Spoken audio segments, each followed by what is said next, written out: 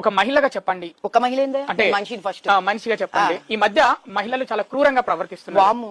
మొత్తం దాడులు చేస్తున్నారు. ఒకప్పుడు రక్తం చుక్క చూస్తే భయపడే మహిళలు ఇప్పుడు రక్తం చుక్క చూసి భయపడతా కనుక భద్రకాళి ఎట్లా తయారవుతుంది? ఏందో పట్టుకొస్తారు మీరు ప్రశ్నలు.